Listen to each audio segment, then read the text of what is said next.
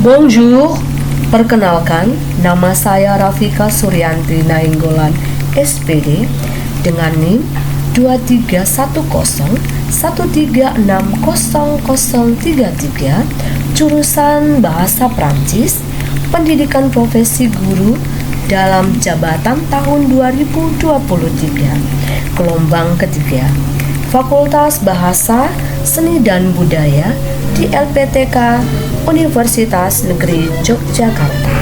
Pada hari ini saya akan mempresentasikan best practice saya menyusun cerita praktik baik menggunakan metode STAR, situasi, tantangan, aksi, refleksi hasil dan dampak terkait pengalaman mengatasi permasalahan siswa di dalam pembelajaran dengan materi Declare en Person dengan model pembelajaran demonstrasi dan memakai media flashcard pada kelas 10 di SMK Negeri 1 Sibolga, Sumatera Utara. Praktik baik saya ini saya ambil dari PPL siklus kedua, di mana berlokasi di SMK Negeri 1 Sibolga pada hari Sabtu tanggal 22 Januari 2024, dengan tujuan yang ingin dicapai membuat deskripsi singkat seseorang atau Declare en Person dengan memperhatikan fungsi sosial, struktur teks, dan unsur kebahasaan pada teks interpersonal dan teks traksional secara lisan.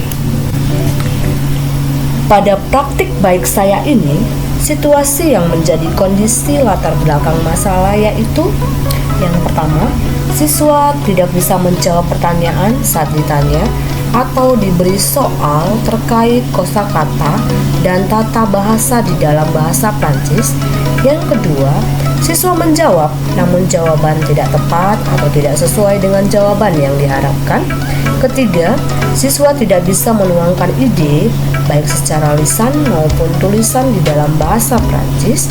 Dan yang keempat, pemilihan metode pembelajaran yang kurang tepat dan menarik.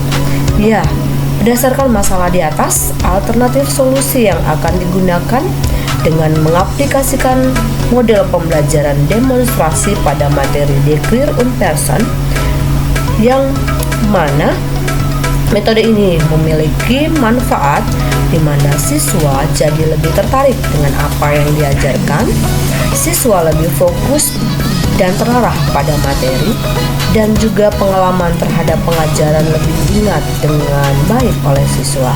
Selain itu, dipadukan juga dengan media audiovisual yang disuguhkan lewat video YouTube dan juga media flashcard untuk bermain, sehingga dalam menyajikan materi yang akan dipelajari semakin menarik dan tidak membosankan.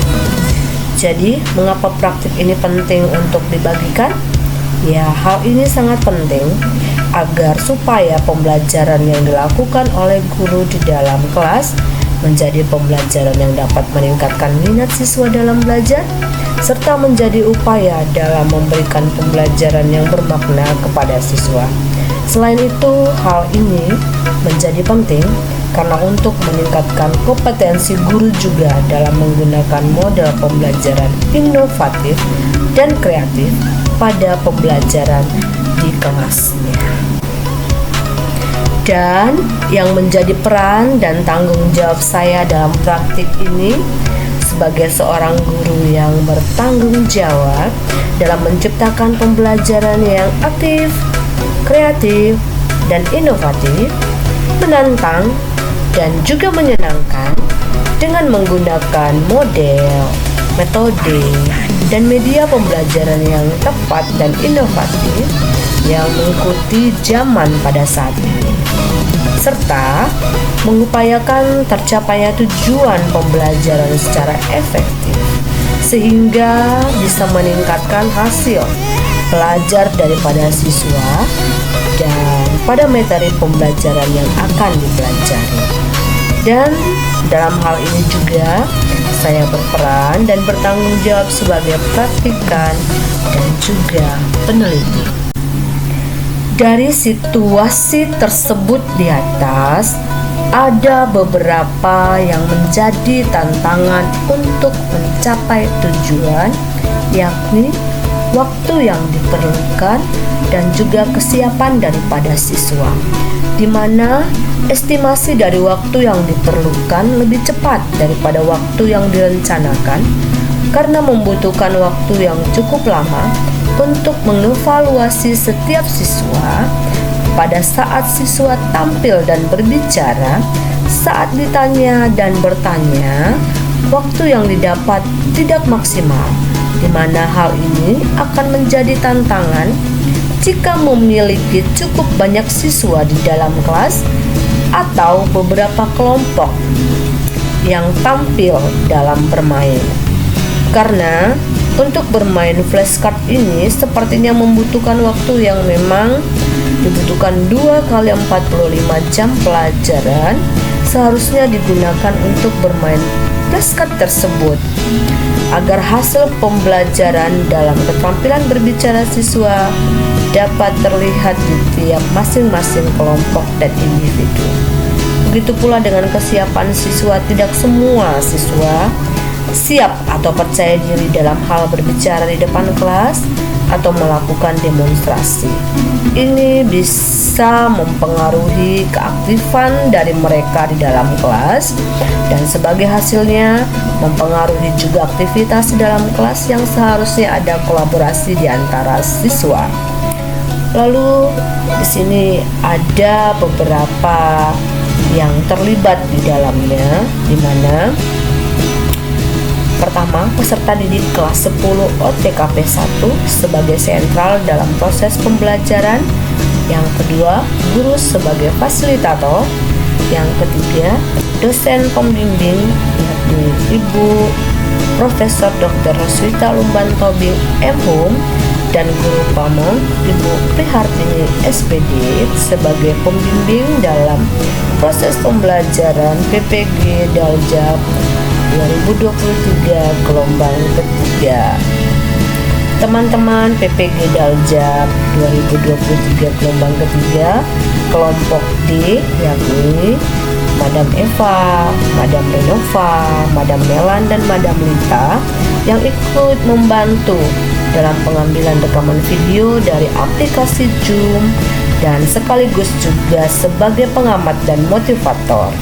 Lalu yang kelima, Kepala Sekolah SMK Negeri 1 Sibolga yakni Ibu Lumsedia Sitompul SPD MM yang memberikan keleluasaan dalam memakai fasilitas sekolah yang dibutuhkan, dan rekan guru, administrasi perpustakaan dan teknisi operator sekolah, dan juga seorang siswa kelas 11 yang ikut terlibat dalam kegiatan ini dan membantu proses pengambilan rekaman video pada saat pembelajaran berlangsung sekaligus menjadi pengamat dan juga motivator.